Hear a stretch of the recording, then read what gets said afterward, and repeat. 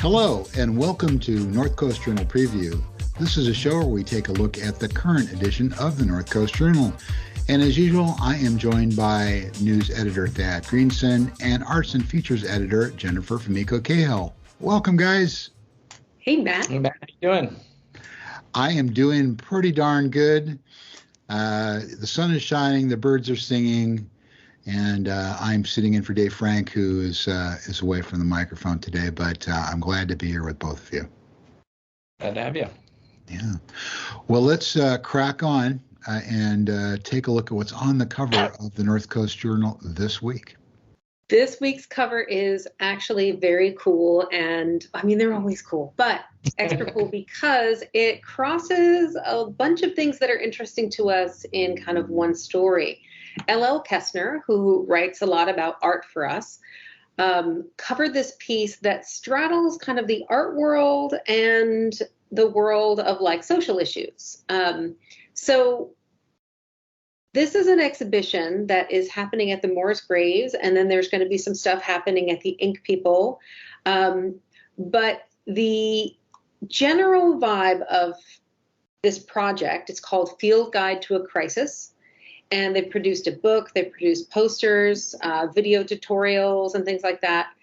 It is basically taking people who have struggled with addiction and taking their experiences, and instead of saying like, oh, these are people who have been the victims of something, instead looking at them as potential teachers and educators about how to survive hard times. And so Field Guide to a Crisis showcases the life skills and practical skills that they found helpful. And it kind of switches the dynamic from like, oh, these are people who need to be helped, to these are people who have skills that can help other people. And it's really interesting that the drawings that you see throughout are mostly done by Justin M. Maxson, who is the person who kind of spearheaded this thing, but was very clear that these are all collaborations. So people like Michelle M. Miller, who has struggled with, among other things, agoraphobia and stuff, started doing art and started working with artists, working with more established artists to put together a package that explains how doing kindness, random acts of kindness, can help you. And I think that's one of the reasons I like the title that L.L. Kestner chose for this, Wounded Healers for Post-Pandemic Times.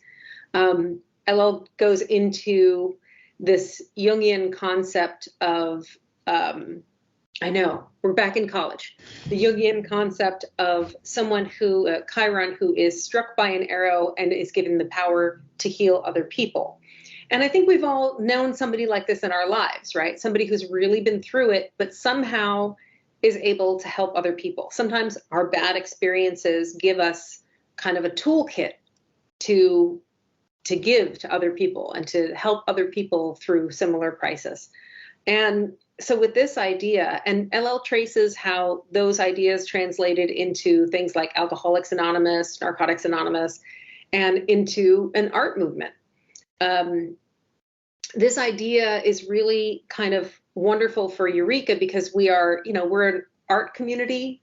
We're also a community that is struck by a lot of mental health and addiction issues without enough resources to cope.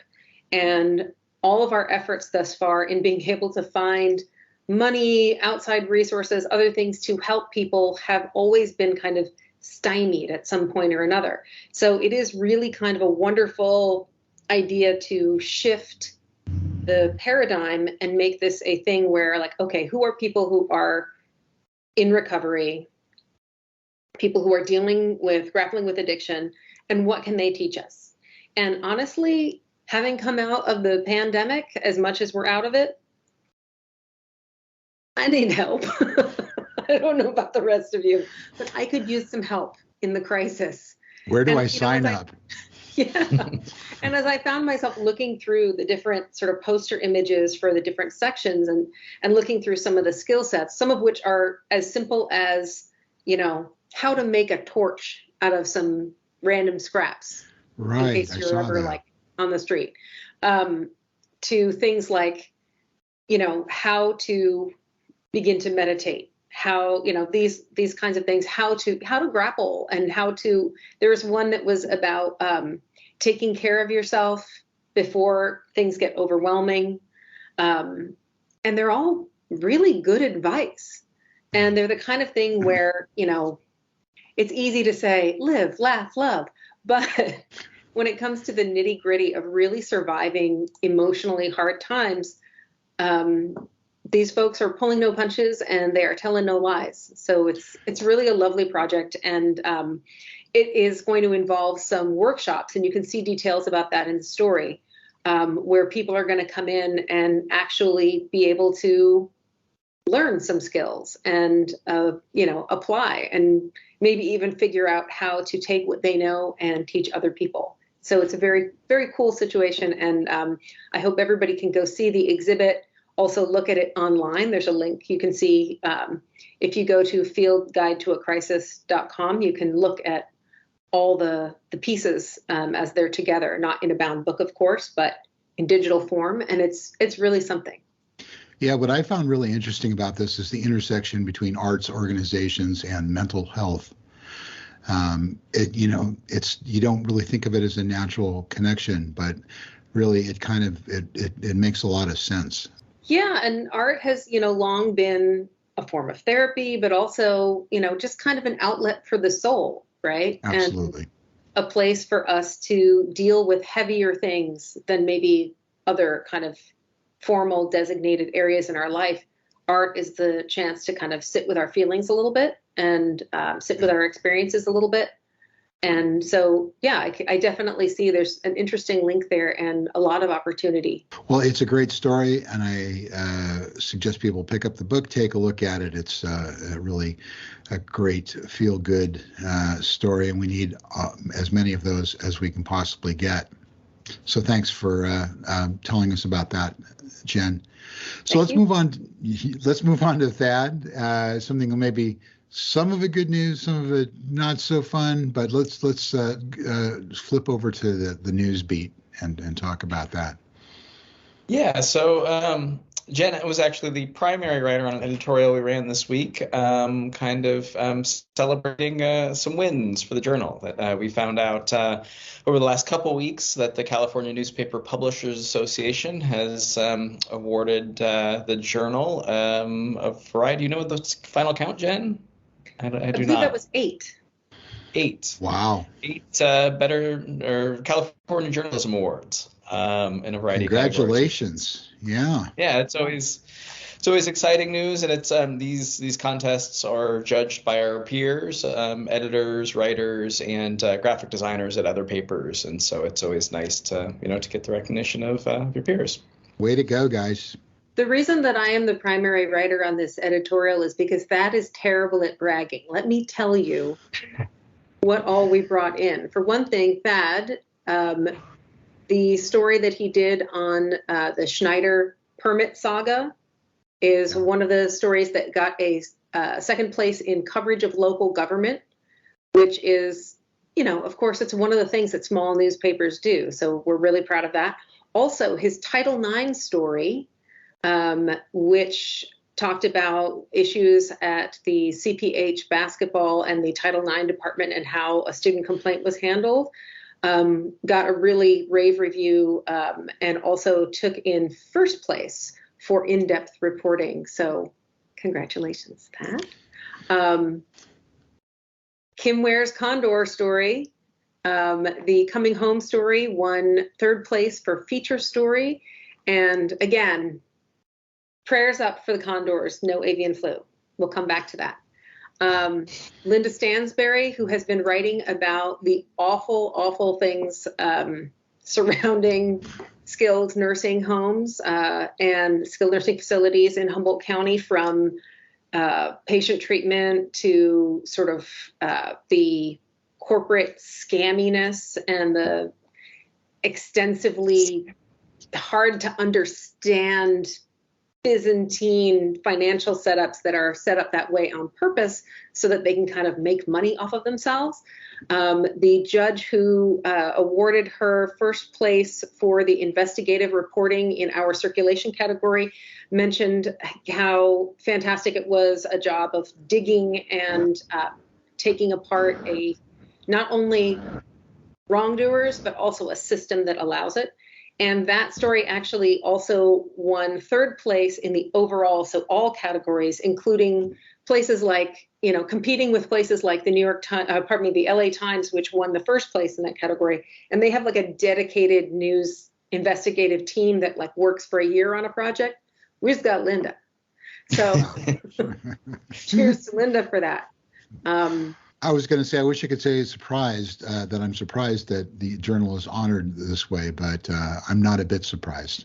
I am with you, because we also won first place for arts and features coverage, which, again, in our circulation, we're up against places like there was a Bay Area newspaper, Marin County newspaper, and it's because Kali Koziris is just down to dig for events. And those of you who only pick up the paper for the calendar, it's okay. There's fun. It's an award-winning calendar, as it turns out.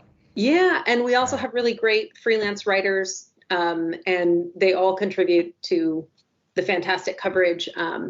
And so we're really proud of that. And we've had, I think this is our fifth number one A&E? I think so. And then also I won for the Seriously column, because my fifth grade English teacher was wrong. You can actually make a living just writing silly stories. Congratulations to me. Silly stories with scathing social commentary, I will say. But you can actually have a job where you write in the voice of a cat. There's a wonderful image that is running in the paper this week with the editorial, and that is the 44 feet illustration, like a, a infographic that Holly Harvey won first place for. And that is a infographic explaining how far the spent nuclear waste in the old PG&E facility is from sea level. And that is, what is it, like 8.5 Guy Fieri's or something? 7.5 Guy Fieri's, which don't count the hair, which varies, and 3 T-Rexes, most of a whale. She basically broke it down into a visual that you can comprehend, and it's actually scarier when measured in Fieri's. Okay. So we're tremendously proud of all of that, and also for everybody in the building who makes all that work possible. So yes, I feel like bragging on that, because I'm just so proud of this team and this whole building, from production to sales to admin, the people who pass out the papers. It's really wonderful. And now, is there some sort of dinner where you go up and grab your statue and give a long speech? No, it's not cans, honey. It's just news nerds. Okay. So we just, all right. We just kind of go, woo, and then I thought, red carpet and, all that kind of stuff. No, we are, if you want to know who we're wearing, it's cold pizza at the desk. Yeah. Pizza at the desk. Sad desk pizza. Sad desk pizza. And then we kind of buzz each other on the intercom and go, way to go. And then we go back to work. So, yes. Well, congratulations to you and to the staff of the North Coast Journal for being honored in such a way. I think it's tremendous. We do too. Thank you. So we're kind of running up against the time here, but Thad, maybe you could jump in really quickly with your update to a story that we had a couple weeks ago about a sheriff's deputy here.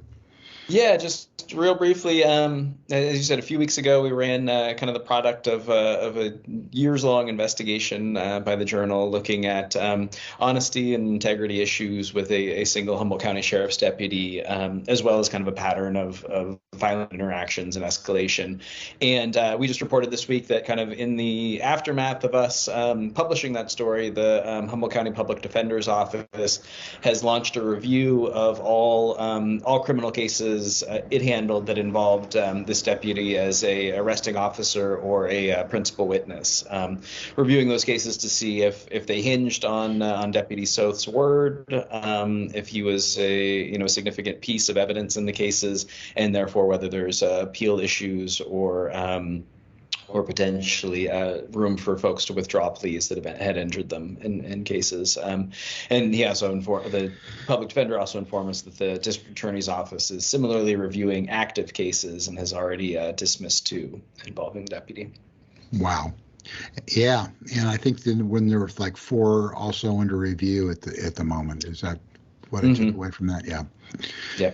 Yet this deputy is still out on the streets. He is still on patrol. We were able to confirm that with Sheriff Hansel, who said basically if the district attorney's office wants to dismiss cases, that's their prerogative. And it's up to them to review cases. Interesting.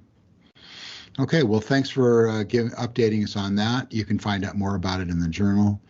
And then in the about 5 minutes we have left, we're going to jump back to Jen and talk about the Arts and Features beat a little bit more. I just want to give everybody a heads up on a really great fundraiser that is coming up, and that is the Empty Bowls fundraiser. Empty Bowls is a grassroots fundraising effort that happens all over the country all the time, but here it's happening at the Jefferson Community Center on June 1st, and it is spearheaded by Mark Campbell, who is somebody who is frequently seen at St. Vincent de Paul cooking. And he's been on and off there for like a decade or more. And he comes in every week and cooks for folks. And at one point when I was interviewing him, he said he found out at some point, because he was working in local restaurants, all kinds of schmancy places, he said that he enjoyed cooking for poor people more than cooking for rich people.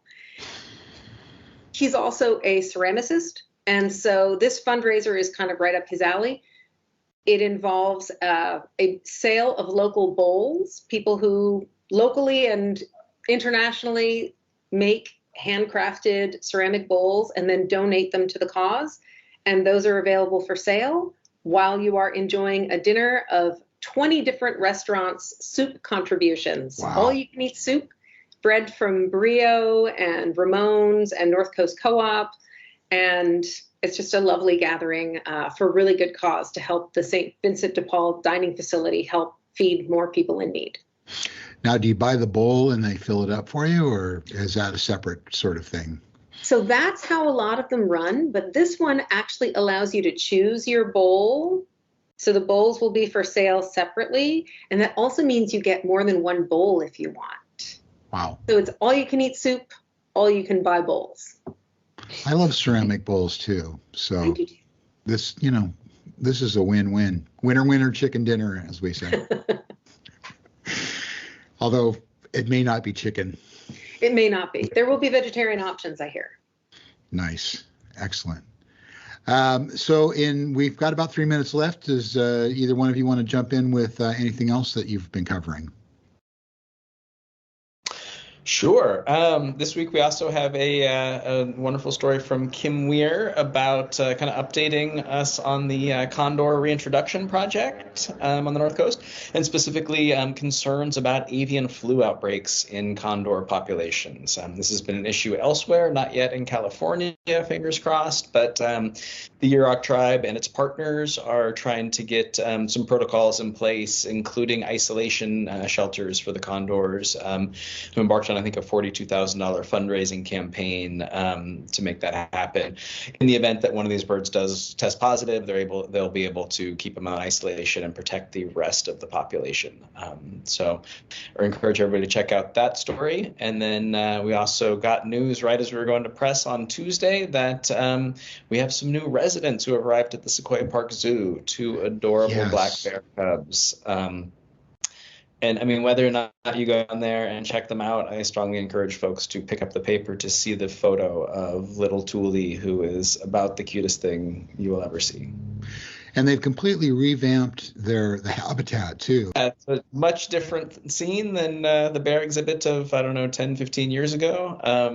And they have, I think, with a really generous donation from the the Bear River Band of Ronerville Rancheria, they have created a black bear and coyote exhibit, which the coyotes haven't shown up yet, but these bear cubs are the first residents of that exhibit, which should be really, really cool. The artistic renderings that they released some time ago look just really, really neat.